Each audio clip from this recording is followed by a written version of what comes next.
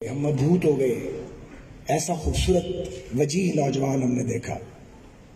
مجھے معلوم نہیں تھا کہ کچھ ہی عرصے کے بعد ان سے نسبت ہوگی اور وہ نسبت پھر ساری زندگی چلے گی.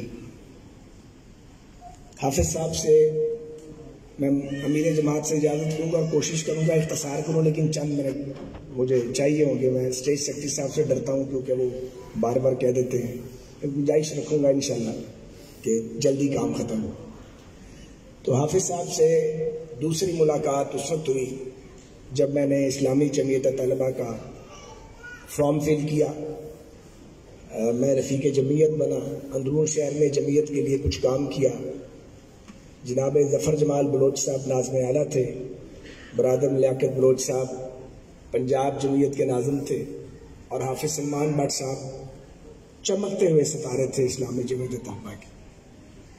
کچھ عرصہ جمعیت میں کام کیا.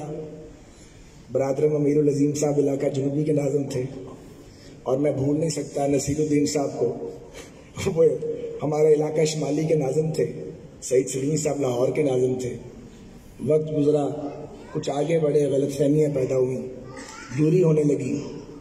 واحد شخص حافظ سلمان بٹ تھا جس نے مجھے جانا، اور انہوں نے حافظ صاحب نے مجھے بھی سمجھانے کی بہت کوشش کی اور اس وقت کی جمعیت کی قیادت کو بھی سمجھانے کی اور معاملے کو سلجھانے کی بہت کوشش کی، لیکن قدرت کو یہ منظور نہیں تھا. مجھے گورنمنٹ کالج سے ایک جلوس کی قیادت کرنے کی پاداش میں ریسٹریٹ کیا گیا فرسٹ ایئر میں. میرے والد صاحب سر پہ نہیں تھے. بڑی مشکل دور تھا. میں جمعیت میں تھا، جمعیت میرے ساتھ نہیں کھڑی تھی، مگر حافظ سلمان بٹ چٹان کی سب طرح میرے ساتھ کھڑے رہے. مبشر لقمان صاحب اس دور میں گورنمنٹ کالج میں تھے، ہم بیچ میٹس ہیں. یہ آرٹس میں تھے، میں پری انجینئرنگ میں تھا. تو حافظ صاحب جو تھے وہ ان کی وہ موٹر سائیکل مجھے یاد ہے، اس کی رائڈ یاد ہے، مجھے بٹھاتے تھے اپنے ساتھ اور لے جاتے تھے. حافظ صاحب نے بڑی کوشش کی کہ کسی طرح اس کا مستقبل بچ جائے، کسی طرح یہ بحال ہو جائے اور کسی طرح یہ تحریک اسلامی کا حصہ رہے. لیکن بہرحال یہ قدرت کو منظور نہیں تھا. فاصلہ ہو گیا. مجھے کبھی نہیں بھولتا گورنمنٹ کالج لاہور کا وہ کوریڈور جہاں اچانک حافظ صاحب کا اور میرا آمنا سامنا ہوا. ہم سیاسی طور پر بہت دور ہو چکے تھے. میں ایم ایس ایف کی بنیاد رکھ رہا تھا. تو حافظ صاحب نے مجھے دو باتیں کہی. اس لیے میں کہتا ہوں کہ وہ ایک دیدہ بینا تھے. اور یہ حافظ سلمان صاحب کا جب جو ریفرنس دے رہا ہوں، جب وہ پوری اپنی پیک پہ تھے، ینگ تھے، تو مجھے انہوں نے کہا کہ یہ ایک بات سنا دیتا ہوں، ایک سنانے والی نہیں ہے. تو وہ مجھے کہنے لگے کیا کر رہے ہیں؟ میں نے کہا میں ایم ایس ایف بنا رہا ہوں اور اب مقابلہ ہوگا. تو وہ مسکرائے، کہنے لگے خواجہ صاحب مقابلہ کی ہوئے گا؟ مقابلہ نہیں ہوگا.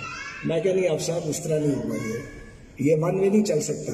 ظاہر میں بھی ینگ تھا بالکل. تو مجھے حافظ صاحب نے سگے بڑے بھائی کی طرح مجھے پورا سمجھایا. انہوں نے کہا یہ اتنے دن چلے گا جتنے دن تم ایم ایس ایف کو لیڈ کرو گے. تم گزر جاؤ گے، یہ بھی گزر جائیں گے. مجھے ایگزیکٹ یہی ہوا جو حافظ صاحب کہہ رہے تھے. اور ایک دو انہوں نے نصیحتیں کی جو میں نے اپنے پلے باندھ کے رکھی ہمیشہ، آج تک باندھی ہوئی ہیں. وہ وقت بھی گزر گیا. ہم حلیف بھی رہے اور حریف بھی رہے، اور دونوں چیزوں میں شدت رہی. کئی سال آپس میں بات چیت نہیں ہوئی. پھر وقت آگے بڑھ گیا. چونکہ یہ باتیں، یہ وقت ہے اچھے لمحے یاد کرنے کا.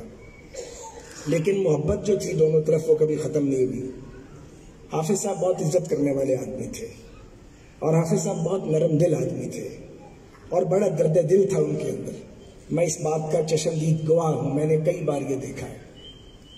وقت آگے بڑھتا رہا، آئی جی آئی بن گئی. میں مسلم لیگ کے باغیوں میں تھا، اپنی پارٹی میں تھا اور ریبل تھا. 88 کا الیکشن آ گیا تو ہمارا حلقہ، ہاں 85 کا پہلے الیکشن آ گیا. حافظ صاحب قومی اسمبلی کے لیے کھڑے ہو گئے میاں صلاح الدین مرحوم کے مقابلے میں. میری والدہ ایم پی اے لڑ رہی تھی اور میں ایم ایس ایف کو لیڈ کر رہا تھا. اصل میں تو الیکشن میں ہی لڑ رہا تھا.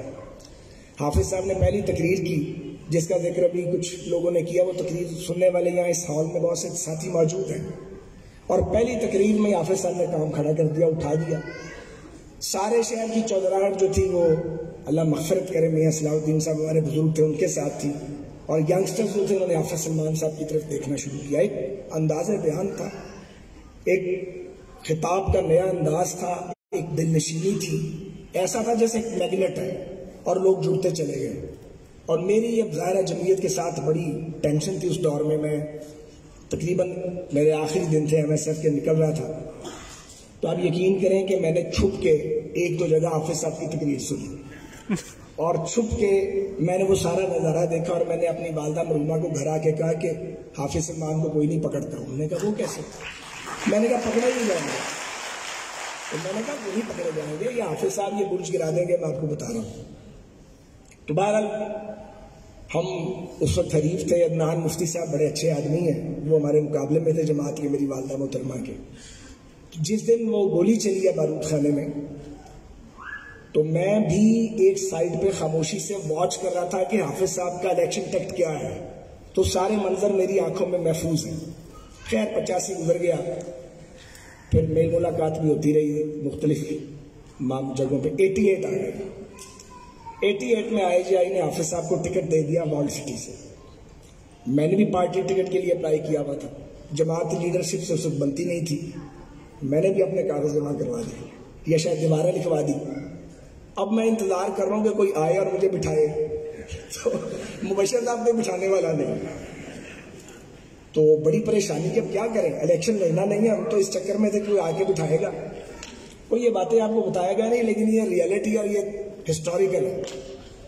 تو مجھے کچھ سمجھدار لوگوں نے کہا کہ بھائی یہ الیکشن نہ لڑنا، پارٹی فارغ کر دے گی. اب پارٹی میں رہنا بھی ہے اور کوئی آپ کو بٹھانے کے لیے نہیں آ رہا. تو ہمارے ایک دوست تھے فاروق بٹی صاحب، جانتے ہیں، شہباز لودھی، وہ آپ صاحب کے بڑے عاشق ہیں. تو شہباز لودھی صاحب نے کہا کہ فرنج کریے کہ ان کی کریے. میں کیا دسو کروں، آپ صاحب نے مشورہ کر رہا ہوں. آپ اندازہ کریں، بول چال نہیں ہے، ملاقات نہیں ہے سالوں سے. تو خیر شہباز لودھی صاحب ریٹیگل روڈ گئے، آپ صاحب سے بات کی. رات کے 12:30 بجے میرا وہ دروازہ جو تھا اس کی وہ کھٹکھٹایا گیا. تو حافظ صاحب اکیلے کھڑے میں کہ آ جاؤ جی. سالوں کے بعد ملے. It hardly took 5 minutes. تو ہم پھر پہلے اس کی طرح ایک پیج پہ آ گئے.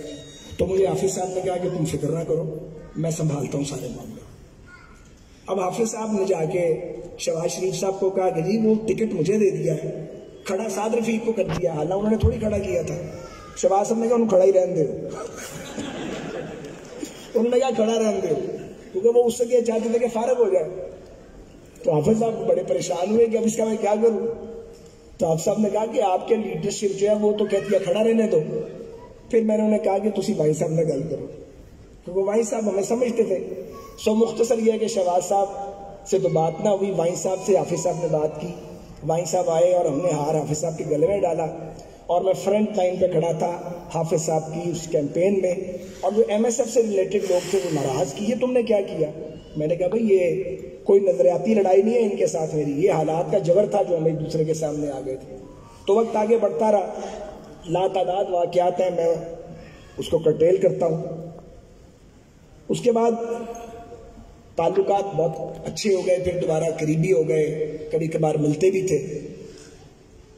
میں آپ کو بتانا چاہتا ہوں 2002 کا الیکشن اور اس سے پہلے 2001 کا الیکشن. ابھی مشرف کے خلاف اپوزیشن کا الائنس نہیں بنا تھا. تو جماعت اسلامی نے بھی 2001 کے بلدیاتی الیکشن میں سیٹیں جیتی، پاکستان پیپلز پارٹی نے بھی جیتی اور PMLN نے بھی جیتی. اب انہیں ملائے کون، اور جنرل مشرف کا دور جبر. تو جماعت اسلامی لاہور کا جو دفتر ہے لٹن روڈ والا، اسے ہم اپنے ہی دفتر سمجھتے تھے.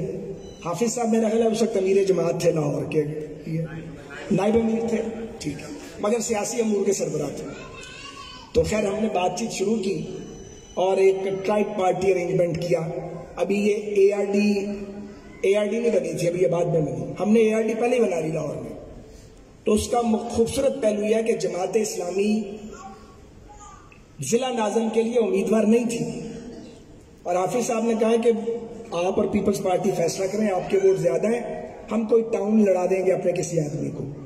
میں نے اپنے لوگوں کی شکلیں دیکھی تو میں نے سوچا کہ یہ ووٹ تو ہے نہ جو کھڑا کسی نہیں ہونا.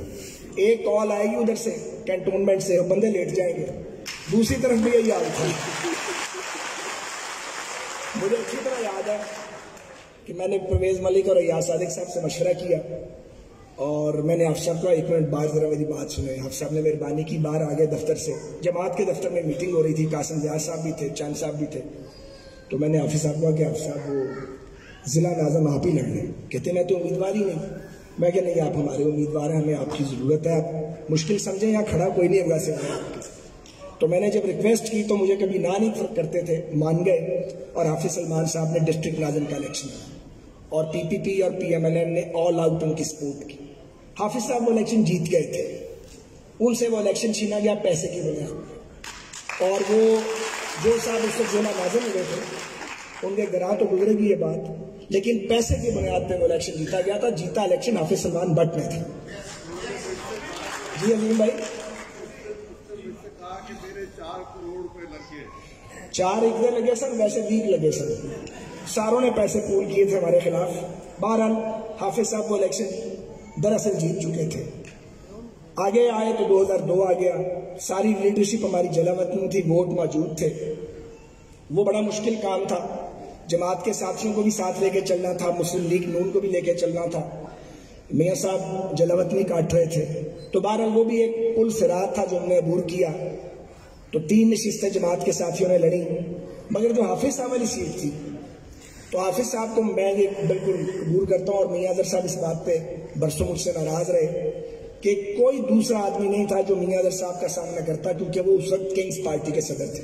یہ حافظ سلمان بٹ ہی کر سکتے تھے, وہ پیچھے ہٹنے والے آدمی نہیں تھے.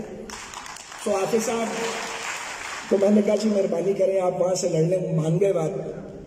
تو ہم بھی جا کے تقریریں کرتے تھے, مگر آپ اس شخص کی درویشی اور سادگی دیکھیں. میں بھی الیکشن لڑ رہا تھا شہر سے, کہ کیمپین ختم کر کے تو شام کو جب رات کو 12-1 بجے آنا, تو میں نے کئی بار دیکھا حافظ صاحب کو. میرا جو لوہاری والا گھر ہے وہ ان کا ہی گھر تھا, اپنا ہی تھا. تو وہ حافظ صاحب وہاں پہ وہ قالین پہ لیٹے اور سو گئے. اور حافظ صاحب یقیناً ایک مرد قلندر تھے. ان کے ریٹیگن روڈ کے گھر پہ میں درجنوں نہیں سینکڑوں بار گیا, نہ کبھی فرنیچر بدلا, نہ اس کی حالت بدلی. جس طرح ابھی امیر العظیم صاحب فرما رہے تھے, میں بھی ان کو کئی بار کہا کرتا تھا, آپ سب کچھ تھوڑی توجہ دیں, کوئی دنیا کے معاملات نہیں ہیں. مگر وہ ایک اور دنیا کا آدمی تھا, ایک مرد قلندر تھا. تو حافظ صاحب کے ساتھ زندگی کا بڑا وقت گزرا. اور پھر ایک فائنل ایپیسوڈ ریلوے کا, ٹرین یونین کو لیڈ کر رہے تھے, مجھے ریلوے کا وزیر بنا دیا گیا. تو میں نے حافظ صاحب سے میں ملا اور میں نے کہا کہ حافظ صاحب یہ روڈ میپ ہے, آپ کو شکایت کوئی نہیں ہوگی, کوئی 2 نمبر آدمی جو ہے اسے کی پوزیشن نہیں ملے گی, کوئی سفارش نہیں مانی جائے گی, اور ہم مل کے اس کو ٹھیک کریں گے. میں اس بات کی گواہی دیتا ہوں اور اس بات کی شہادت دیتا ہوں کہ پاکستان ریلویز کے ٹرن اراؤنڈ کے لیے حافظ سلمان بٹ صاحب نے جو سرپرستی کی اور جو رہنمائی کی, وہ کوئی دوسرا نہیں کر سکتا. اور ہم نے مل کے 5 سال میں 15 سال کا سفر طے کیا. تو باتیں تو ان کی ذات کے بارے میں بے پناہ ہو سکتی ہیں, بہت سے واقعات ہیں جو مجھے اچھی طرح یاد ہیں, قربت کے بھی, دوری کے بھی, محبتوں کے بھی, خفگیوں کے بھی. لیکن بہرحال حافظ سلمان بٹ صاحب ایک ایسی شخصیت تھے جو ہر نظریے, ہر جماعت کے لوگوں کے لیے وہ قابل قبول تھے, وہ ہم سب کے دلوں کی دھڑکن تھے. اور جب سلمان بٹ صاحب کے بارے میں کوئی بات کرتا ہے تو پھر ان کی ذات صرف تحریک اسلامی یا جماعت اسلامی تک یا ریلوے تک یا فٹ بال تک محدود نہیں رہتے, وہ ایک آفاقی حیثیت اختیار کر جاتے ہیں. اور میں نے ان کے چاہنے والوں میں اور ان کے محبت کرنے والوں میں ہر نظریے اور ہر مرتبہ فکر کے لوگوں کو دیکھا, جس میں خود بھی شامل ہوں.